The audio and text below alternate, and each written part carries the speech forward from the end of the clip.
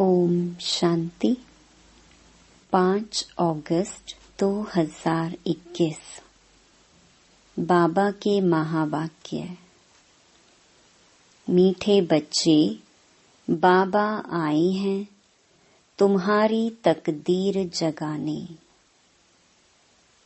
पावन बनने से ही तकदीर जगेगी।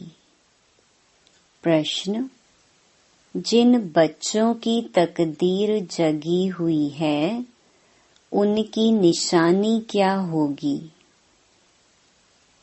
उत्तर: वे सुख के देवता होंगे।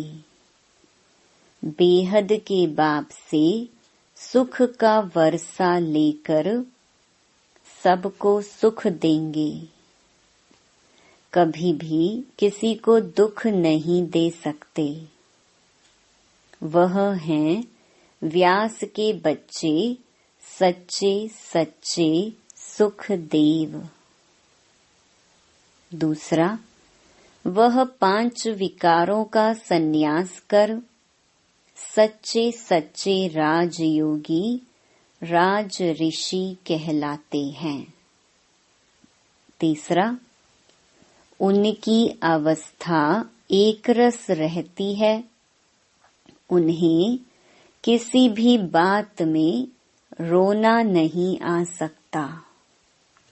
उनके लिए ही कहते हैं मोह जीत। गीत: तकदीर जगाकर आई हूँ। ओम शांति। गीत की एक लाइन सुन करके भी मीठे मीठे बच्चों के रोमांच खड़े हो जाने चाहिए। है तो कॉमन गीत, परंतु इनका सार और कोई नहीं जानते।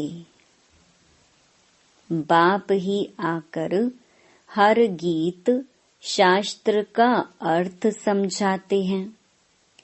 मीठे मीठे बच्चे यह भी जानते हैं कि कलयुग में सबकी तकदीर सोई हुई है। सतयुग में तकदीर जगी हुई रहती है। सोई हुई तकदीर को जगाने वाला और मत देने वाला अथवा तकदीर बनाने वाला एक ही बाप है। वही बैठ बच्चों की तकदीर जगाते हैं। जैसे बच्चे पैदा होते हैं और तकदीर जग जाती है। बच्चा जन्मा और उनको यह पता चल जाता कि हम वारिस हैं। हूबहू यह बेहद की बात है।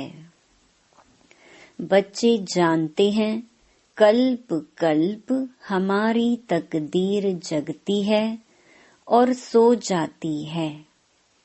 पावन बनते हैं तो तकदीर जगती है। पावन गृहस्थ आश्रम कहा जाता है। आश्रम अक्षर पवित्र होता है। पवित्र गृहस्थ आश्रम उनके अगेंस्ट फिर है अपवित्र पतित धर्म। आश्रम नहीं कहेंगे। गृहस्थ धर्म तो सबका है ही, जानवरों का भी है। बच्चे तो सब पैदा करते हैं। जानवरों को भी कहेंगे गृहस्थ धर्म में हैं।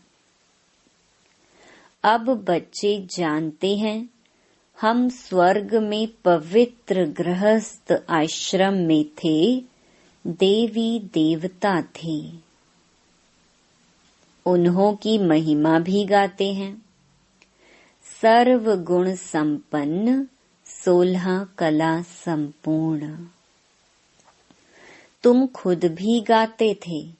अभी समझते हो हम मनुष्य से सो देवता फिर से बन रहे हैं। देवी देवताओं का धर्म है। फिर ब्रह्मा विष्णु शंकर को भी देवता कहते हैं। ब्रह्मा देवताय नमः, विष्णु देवताय नमः। शिव के लिए कहेंगे शिव परमात्माय नमः। तो फर्क हुआ ना, शिव और शंकर को एक कह नहीं सकते। पत्थर बुद्धि थे, अब पारस बुद्धि बन रहे हैं। देवताओं को तो पत्थर बुद्धि नहीं कहेंगे।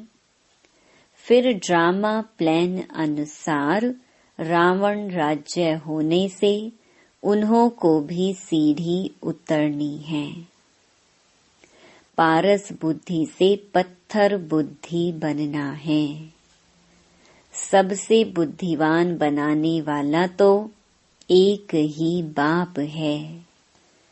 तुमको पारस बुद्धि बनाते हैं, तुम यहाँ आते हो पारस बुद्धि बनने। पारसनाथ के भी मंदिर हैं, वहाँ मेला लगता है, परंतु यह किसको पता नहीं है पारसनाथ कौन है। वास्तव में पारस बनाने वाला तो बाप ही है। वह है बुद्धिवानों की बुद्धि। यह है तुम बच्चों की बुद्धि के लिए खुराक। बुद्धि कितना पलटती है, जैसे गाया जाता है सी नो इविल। अब बंदरों की तो बात नहीं, मनुष्य ही जैसे बंदर मिसल बन जाते हैं। एप्स वन मानुष की मनुष्य से भेंट की जाती है। इसको कहा ही जाता है कांटों का जंगल।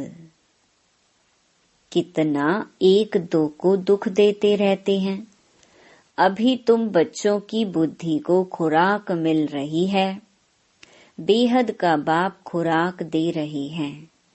यह पढ़ाई है, इसको ज्ञान अमृत भी कहते हैं, कोई जल आदि नहीं। आजकल सब चीजों को अमृत कह देते हैं, गंगा जल को भी अमृत कहते हैं। देवताओं के पैर धोकर पीते हैं, पानी रखते हैं, उनको भी अमृत की अंजलि समझते हैं। अंजलि जो लेते हैं उसको ऐसे नहीं कहेंगे कि यह पतितों को पावन बनाने वाला है। गंगा जल के लिए कहते हैं पतित पावनी है। कहते भी हैं मनुष्य मरे तो गंगा जल मुख में हो। दिखाते हैं अर्जुन ने बाण मारा, फिर अमृत जल पिलाया। तुम बच्चों ने कोई बाण आदि नहीं चलाए हैं। एक गांव है जहां बाणों से लड़ाई करते हैं। वहां के राजा को ईश्वर का अवतार कहते हैं। बाप कहते हैं यह सब भक्ति मार्ग के गुरु हैं। सच्चा सच्चा सतगुरु एक ही है। सर्व का सद्गति दाता एक है, जो सबको साथ ले जाते हैं। बाप के सिवाय वापिस कोई ले नहीं जा सकता। ब्रह्म में लीन हो जाने की भी बात नहीं। यह नाटक बना हुआ है जो चक्कर अनादि फिरता ही रहता है। वर्ल्ड की हिस्ट्री ज्योग्राफी कैसे रिपीट होती है, यह अभी तुम जानते हो। मनुष्य अर्थात आत्माएं अपने बाप रचता को भी नहीं जानती हैं, जिसको याद भी करते हैं ओ गॉड फादर। हद के बाप को कभी गॉड फादर नहीं कहेंगे। गॉड फादर अक्षर बहुत अदब इज्जत से कहते हैं। उनके लिए ही कहते हैं वह पतित पावन दुख हरता सुख करता है। एक तरफ कहते हैं वह दुख हरता सुख करता है, और फिर कोई दुख होता है, वह बच्चा आदि मर जाता है, तो कह देते ईश्वर ही सुख दुख देता है। ईश्वर ने हमारा बच्चा ले लिया, यह क्या किया? ईश्वर को फिर गालियां देते हैं। कहते भी हैं ईश्वर ने बच्चा दिया है, फिर अगर उसने वापस ले लिया तो तुम रोते क्यों हो? ईश्वर के पास गया ना। सतयुग में कब कोई रोते नहीं है। बाप समझाते हैं रोने की तो कोई दरकार नहीं।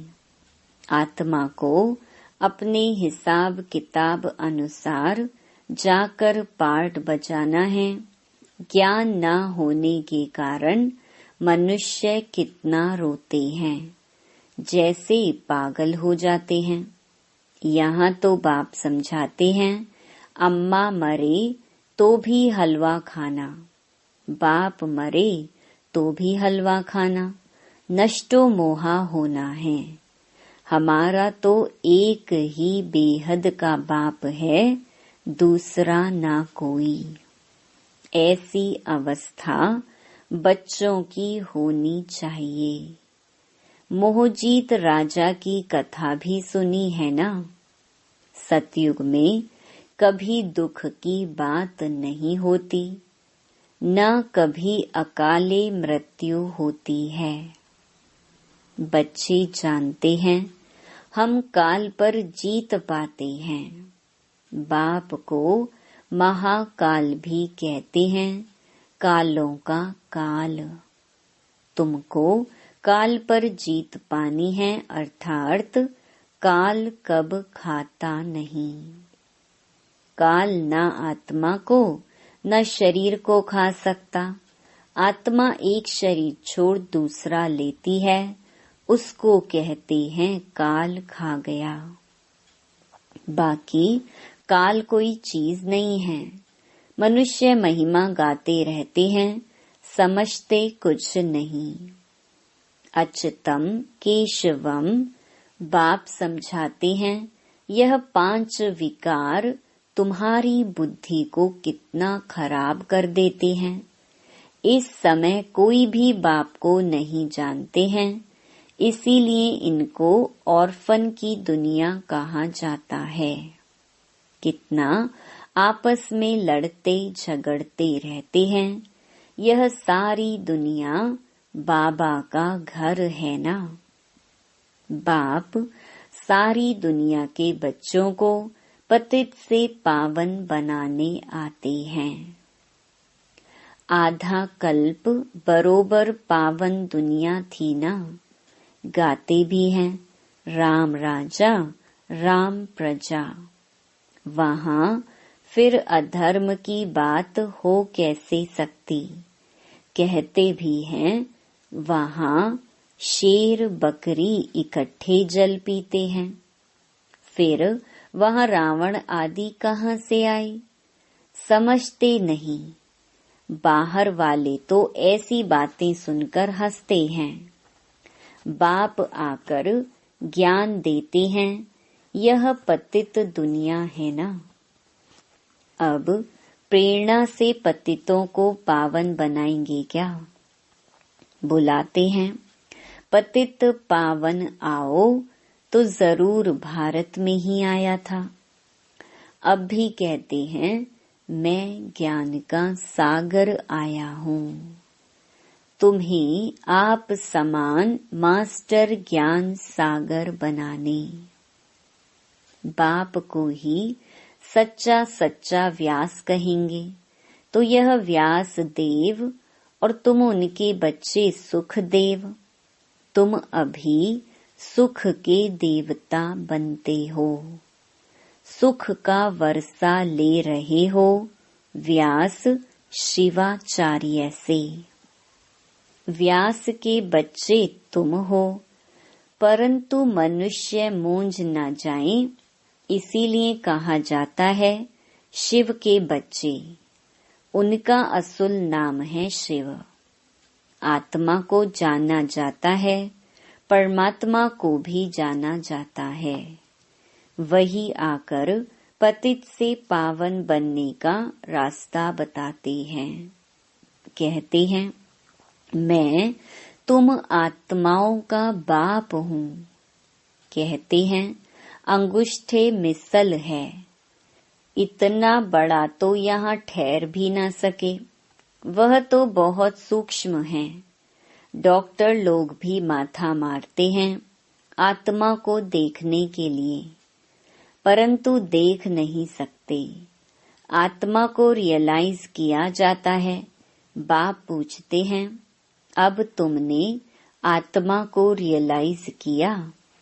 इतनी छोटी सी आत्मा में अविनाशी पार्ट नुधा हुआ है, जैसे एक रिकॉर्ड है। पहले तुम देह अभिमानी थे, अभी देही अभिमानी बने हो। तुम जानते हो हमारी आत्मा 84 जन्म कैसे लेती रहती है, उनका एंड नहीं होता। कोई कोई पूछते हैं, यह ड्रामा कब से शुरू हुआ? परंतु यह तो अनादि है। यह कभी विनाश नहीं होता। इनको कहा जाता है बना बनाया अविनाशी वर्ल्ड ड्रामा। वर्ल्ड को भी तुम जानते हो। जैसे अनपढ़ बच्चों को पढ़ाई दी जाती है, ऐसे बाप तुम बच्चों को पढ़ा रहे हैं। आत्मा ही शरीर द्वारा पढ़ती है। यह है पत्थर बुद्धि के लिए फूड। बुद्धि को समझ मिलती है। तुम बच्चों के लिए ही बाबा ने चित्र बनवाए हैं। बहुत सहज हैं। त्रिमूर्ति ब्रह्मा विष्णु शंकर। अब ब्रह्मा को त्रिमूर्ति क्यों कहते हैं? देव देव महादेव एक दो के ऊपर रखते हैं, अर्थ कुछ भी नहीं जानते। अब ब्रह्मा कैसे हो सकता, जबकि ब्रह्मा को प्रजापिता कहा जाता है। तो सूक्ष्म वतन में वह देवता कैसे हो सकता? प्रजापिता ब्रह्मा तो यहाँ होना चाहिए। यह बातें कोई भी शास्त्र में है नहीं। बाप कहते हैं, मैं इस शरीर में प्रवेश कर इन द्वारा तुमको समझाता हूँ, इनको अपना रथ बनाता हूँ। इनके बहुत जन्मों के अंत में मैं आता हूँ। यह भी 5 विकारों का संन्यास करते हैं। संन्यास करने वाले को योगी ऋषि कहा जाता है। अभी तुम राज ऋषि हो। तुम प्रतिज्ञा करते हो। वह सन्यासी लोग तो घर बार छोड़ चले जाते हैं। यहाँ तो स्त्री पुरुष इकट्ठे रहते हैं। कहते हैं हम विकार में कभी नहीं जाएंगे। मूल बात है ही विकार की। तुम जानते हो शिव बाबा रचयिता है। वह नई रचना रचते हैं। वह बीज रूप सत चित्त आनंद का सागर, ज्ञान का सागर है। स्थापना पालना विनाश कैसे करते हैं, यह बाप ही जानते हैं। इन बातों को मनुष्य तो जानते नहीं। तुम बच्चे अभी इन सब बातों को जानते हो, इसीलिए सबको समझा सकते हो। अच्छा, मीठे मीठे सिकिलधे बच्चों प्रति मात पिता बाप दादा का याद प्यार और गुड मॉर्निंग। रूहानी बाप की रूहानी बच्चों को नमस्ते। धारणा के लिए मुख्य सार। पहला, हरेक आत्मा का हिसाब किताब अपना अपना है। इसीलिए कोई शरीर छोड़ते हैं तो रोना नहीं है। पूरा नष्टो मोहा बनना है। बुद्धि में रहे हमारा तो एक बेहद का बाप, दूसरा ना कोई। दूसरा, 5 विकार जो बुद्धि को खराब करते हैं उनका त्याग करना है। सुख का देवता बन सबको सुख देना है, किसी को दुख नहीं देना है। वरदान, रहम की दृष्टि द्वारा घृणा दृष्टि को समाप्त करने वाले नॉलेजफुल भव। जो बच्चे 1-2 के संस्कारों को जानकर संस्कार परिवर्तन की लगन में रहते हैं, कभी यह नहीं सोचते कि यह तो है ही ऐसे। उन्हें कहेंगे नॉलेजफुल। वे स्वयं को देखते और निर्विघ्न रहते हैं। उनके संस्कार बाप के समान रहम दिल के होते हैं। रहम की दृष्टि घृणा दृष्टि को समाप्त कर देती है। ऐसे रहम दिल बच्चे कभी आपस में खिट खिट नहीं करते। वे सपूत बनकर सबूत देते हैं। स्लोगन, सदा परमात्म चिंतन करने वाले ही बेफिक्र बादशाह हैं। उन्हें किसी भी प्रकार की चिंता नहीं हो सकती। मातेश्वरी जी के अनमोल महावाक्य। अखंड ज्योति तत्व साइलेंस लॉज और साकारी दुनिया प्लेग्राउंड आत्माओं का निवास स्थान है। अखंड ज्योति महतत्व, जहाँ इस शरीर के पार्ट से मुक्त हैं, अर्थात दुख सुख से न्यारी अवस्था में हैं, जिसको साइलेंस लॉज भी कहते हैं, और आत्माओं का शरीर सहित पार्ट बजाने का स्थान प्लेग्राउंड, यह साकारी दुनिया है। तो मुख्य 2 दुनिया हैं। एक है निराकारी दुनिया, दूसरी है साकारी दुनिया। दुनिया वाले तो सिर्फ कहने मात्र कहते हैं कि परमात्मा रचता, पालन करता है, संहार करता है, खिलाता है, मारता, जलवाता भी वही है, तो दुख सुख देने वाला भी वही है। जब कोई को दुख आता है तो कहते हैं प्रभु तेरा भाना मीठा लगे। अब यह है अयथार्थ ज्ञान, क्योंकि यह कोई परमात्मा का काम नहीं है। परमात्मा दुख हरता है, दुख करता नहीं है। जन्म लेना, जन्म छोड़ना, दुख सुख भोगना हर एक मनुष्य आत्मा के संस्कार हैं। शारीरिक जन्म देने वाला माता पिता है, जो भी कर्म बंधन अनुसार बाप बेटे के संबंध में आता है। इसी रीति आत्माओं का पिता फिर परमात्मा बाप है। वो कैसे बेहद रचना की स्थापना पालना करता है, कैसे वो अपने 3 रूप ब्रह्मा विष्णु शंकर का रचयिता है, फिर इन आकारी रूपों द्वारा दैवी सृष्टि की स्थापना आसुरी दुनिया का विनाश और फिर दैवी दुनिया की पालना करवाता है। परमात्मा के यह 3 काम बेहद की हैं।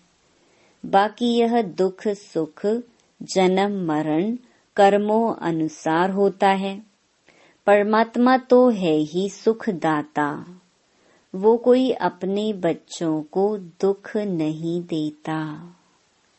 अच्छा, ओम शांति।